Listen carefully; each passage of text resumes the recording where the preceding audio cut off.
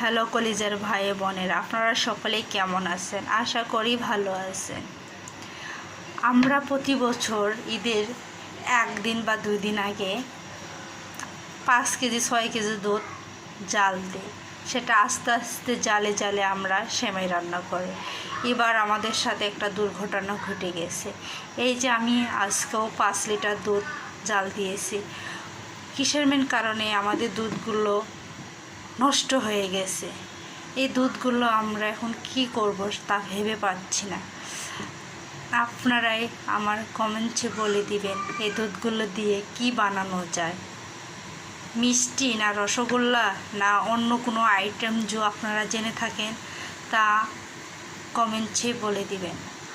আর আমার ভিডিওটি ভালো লাগলে একটা লাইক করবেন, কমেন্ট করবেন, আর বেশি বেশি করে চ্যানেলটিকে সাবস্ক্রাইব করে আমার পাশে থাকবেন কলিজার ভাই বোনেরা। আল্লাহ হাফেজ।